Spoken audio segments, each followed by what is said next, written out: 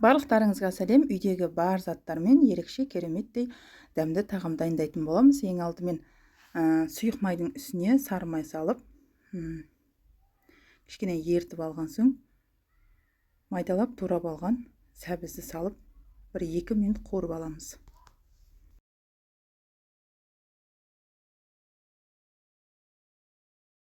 Сәбіз 2-3 минуттай қуырып жұмсарған соң үстіне жуылған таза күрішті салып, бұны да 5 минут жақсылап қуырып аламыз.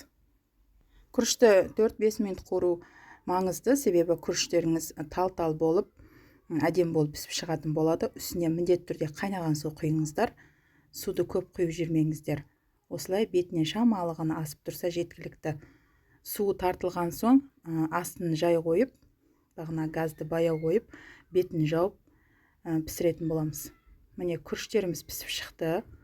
Ойдағыдай әдемі болып, тал-тал болып пісіп шықты.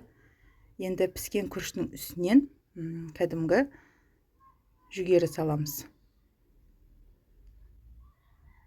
Піскен күріштеріміздің үстіне дайын піскен жүгеріні салып, жақсылап араластырып жібереміз да, бетін жауып бір шетке алып қоямыз. Енді подлив дайындайтын боламыз. Подливті кез келген еттің түрімен дайындауға болады. Мен тез жылдам пісу үшін осылай тауықтың етін қолдандым.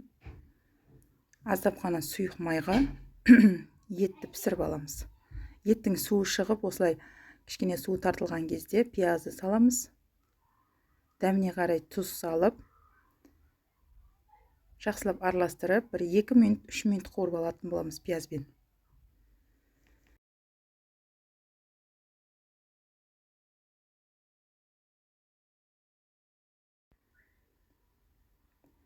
Міне 2-3 минуттан кейін енді үстіне өздеріңіз қалағандай дәмдеуіштерді, қара бұрыш, қызыл бұрыш, сосын 2 ас қасықта соевый сояны саламыз. Сосын алдын ала 1 ас қасықтағы томатты осылай су құйып, жақсылап араластырып ертіп қойған болатынмын.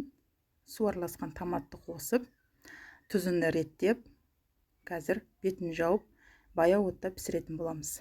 Сонымен ең оңай әрі жылдам дайын болатын кешкі асымыз дайын.